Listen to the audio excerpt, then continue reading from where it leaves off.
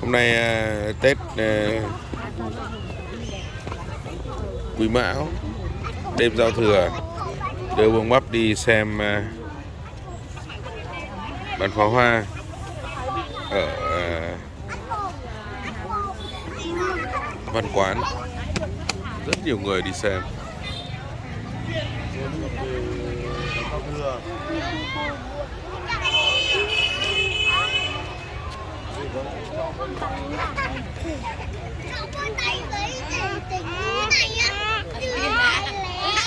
Đang chờ.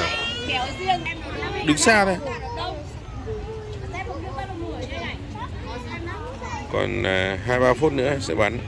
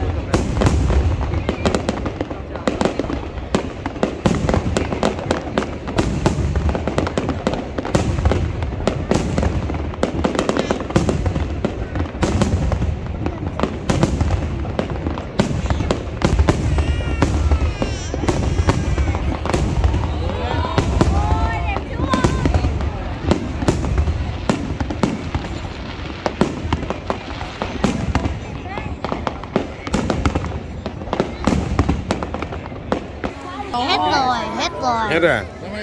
Hết rồi. Con đi. Rồi bắt rồi. Bắp ơi. Đi đâu vội?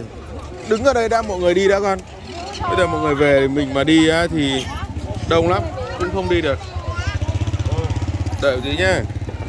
Nào thế năm nay đi xem pháo hoa có hay không? Hay à? Mỗi tội hơi lâu. Mỗi tội hơi lâu à? Lâu như thế nhiều cái. Thế à? Thế con phải nháy mắt tí cho nó.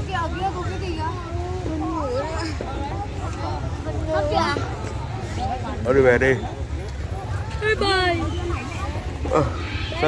Sang năm lại đi xem tiếp nhá. Bye bye. Bye bye đi Bắp. Bye bye.